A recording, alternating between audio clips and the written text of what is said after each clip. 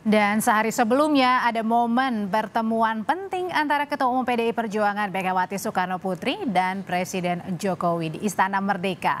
Dalam pertemuan dibahas berbagai persoalan termasuk pemilu 2024.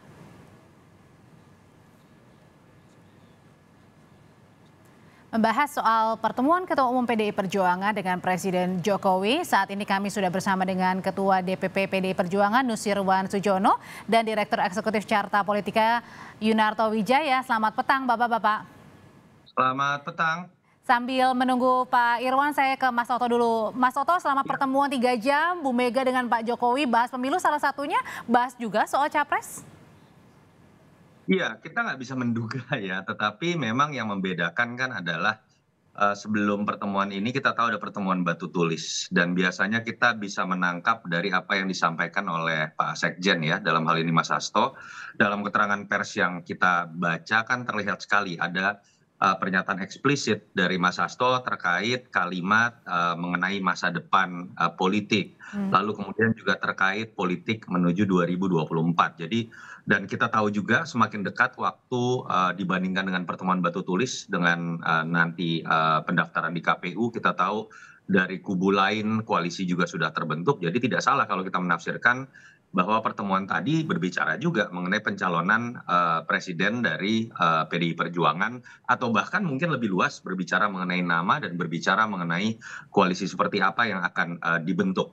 Dan kita melihat sinyalemen positif ya kalau kemudian berani diungkapkan ke hadapan publik bahwa ada pembicaraan mengenai masa depan politik 2024. Artinya kalau mau dilihat secara implisit mungkin sudah ada sebuah kesepahaman. Dan tadi menarik tuh berita Kompas sebelumnya memperlihatkan Ibu Mega datang di acara ulang tahun perangkat desa. Di situ ada juga Pak Luhut ya. Kalau kita tahu pro dan kontra atau kemudian isu yang berhembus terkait dengan hubungan baik Ibu Mega dengan Pak Luhut, naik turun hubungan antara Pak Luhut dengan Ibu Mega, Pak Luhut yang sering dianggap inner circle dari Jokowi, tampil bersama-sama di atas panggung, menurut saya juga sebuah sinyalemen. Selain kemudian jadi ini adalah sinyalemen positif ya, mendekat ke arah-arah soal sudah makin mengkerucut namanya ya, Mas Toto. Saya mau nyapa juga ke Pak Irwan nih. Selamat sore Pak Irwan.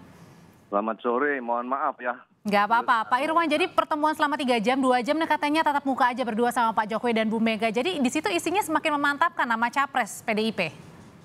Oh itu kan katanya Mbak. Jadi, jadi kalau Ibu selalu berkomunikasi dengan kader-kadernya pada setiap posisi yang ditugaskan, baik kepada para menteri maupun para kader yang lain yang ditugaskan di berbagai penugasan. Dan itu setiap periodik tentu bisa saja dilakukan. Ibu akan berkomunikasi, akan memberikan pendapat, masukan, dan catatan. Termasuk juga dengan nama Capres. Kalau ya itu bisa saja ya tergantung beliau yang menyampaikan ya. Dan saya tidak ikut di dalam pertemuan tersebut. Tentu itu akan semua hal yang beberapa waktu ini berkembang, tentu Ibu mengikuti perkembangan tersebut. Karena kan gini Pak Irwan, tidak dikaitkan antara belakangan yang peristiwa politik terjadi seperti Pak Jokowi bertemu juga dengan Pak Prabowo dan juga bersama Ganjar, Bu Puan juga bertemu dengan Pak Rudi. Ya tentu bahwa semua bisa saja perkembangan terakhir ini menjadi hal-hal yang dibahas oleh beliau. Karena sejak pertemuan terakhir hingga saat kemarin tampaknya sudah saatnya untuk memberikan beberapa catatan, masukan kepada Pak Jokowi, mungkin demikian, dan itu wajar saja dilakukan oleh dalam pertemuan kemarin. Nah, Mas Toto, rasanya kalau misalnya kemarin bertemu antara Bu Mega dan Pak Jokowi, masing-masing bahas jagoannya nggak sih? Pak Jokowi menjago siapa, Bu Mega menjagokan siapa? Iya, selama ini kan menjadi menarik, bagaimana publik menduga apa sih yang kemudian menjadi, derajat hubungan politik antara Ibu Mega dengan Pak Jokowi dalam konteks 2024, ada asumsi bahwa seakan-akan pandangan politik dan pilihan politik terhadap capresnya berbeda.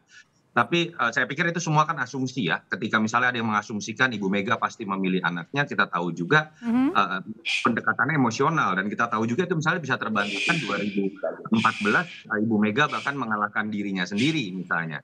Kalau ada yang mengatakan, Pak Jokowi sudah pasti memilih Ganjar juga saya pikir kan masih, spekulasi karena ada endorsement juga dilakukan terhadap Pak Prabowo misalnya. Walaupun memang harus diakui endorsement terhadap Ganjar juga cukup kuat dan beberapa kali secara eksplisit dilontarkan oleh Pak Jokowi dan saya pikir terlepas dua-duanya punya jagoan yang bisa saja sama ataupun berbeda, tapi sepertinya keduanya menyadari bahwa kalau targetnya adalah kemenangan untuk bisa meneruskan legasi yang telah dibangun oleh Pak Jokowi, tadi di acara perangkat desa juga dipuji oleh Ibu Mega, saya pikir mereka menyadari bahwa dua kekuatan besar ini, satu sebagai presiden yang kebetulan adalah kader PDI Perjuangan juga, dan Ibu Mega sebagai ketua umum yang menyadari juga kekuatan kadernya sebagai kekuatan politik bernama Jokowi juga akan sangat berpengaruh. Mereka sepertinya menyadari bahwa mereka harus satu skenario untuk bisa memenangkan pertarungan 2024. Dan saya pikir minimal ini membantah spekulasi pasca hari ulang tahun PDI Perjuangan yang mengatakan ada keretakan, ada Oke. perbedaan pandangan. Saya meyakini bahwa ujungnya mereka akan ada dalam satu skenario besar Berarti bersama-sama memenangkan calonnya.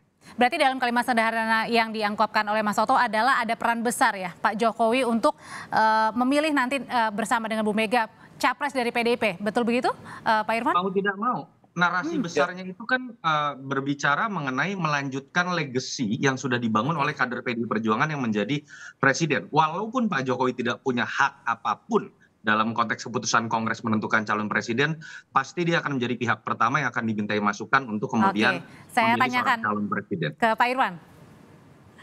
eh, ya, benar apa yang disampaikan oleh Mas Yunarto bahwa tentu pertama Pak Jokowi sangat memahami apa yang menjadi eh, di samping sebagai presiden, beliau pun paham betul tentang ketentuan atau internal di PDI Perjuangan karena beliau adalah kader dari kami dari PDI Perjuangan dan Ibu Megawati seperti apa harus berkomunikasi, maka saya melihat bahwa tentu hal tersebut sudah sama-sama dipahami oleh Pak Jokowi. Apakah itu membahas soal kenegaraan, kebangsaan, dan perkembangan politik terkini, tentu Ibu Megawati sudah mengikuti perkembangan tersebut dan tentu itu menjadi Oke. bahasan utama di dalam pertemuan kemarin. Dan artinya harus satu suara juga ya antara Bu Mega dengan Pak Jokowi dan ini semakin mendekatkan untuk pengumuman capres PDIP, Mas Toto yang ditunggu-tunggu. Ya kita berharap seperti itu ya. Apa yang kita lihat sekarang ini kan adalah sebuah upaya saling menunggu di antara kubu-kubu yang disebut akan membentuk koalisi. Tidak ada satupun yang sudah memberikan kepastian sampai kemudian pendaftaran KPU nanti. Tapi kita tahu juga bagaimana mereka mendeklarasikan pasangan juga masih akan terganjal dengan menunggu kartu lawan dibuka. Dan kita tahu salah satu yang paling ditunggu adalah PDI Perjuangan karena mereka bisa sendirian untuk mencalonkan kadernya sendiri, tapi juga ditunggu juga apakah kemudian akan bergabung dengan partai lain tidak. Dan Sekjen sepertinya dalam beberapa statement sudah mengindikasikan akan merangkul partai lain dalam membentuk koalisi. Jadi semakin cepat PDI Perjuangan memastikan siapa yang akan menjadi capresnya dan koalisi yang akan terbentuk, saya pikir partai-partai lain juga akan semakin cepat membentuk Baik. koalisinya. Waktu yang lebih lama akan kita dapatkan dalam konteks pendidikan politik untuk melihat siapa calon yang lebih baik. PDIP bisa memperjuangkan sendiri untuk capresnya, tapi ada kemungkinan tadi ya untuk menggabungkan bersama dengan partai lain. Terima kasih Mas Yunarto Wijaya, Direktur Eksekutif Carta Politika, dan juga Terima Pak kasih. Nusirwan, Ketua DPP PDI Perjuangan. Saya selalu Bapak-Bapak. Terima kasih.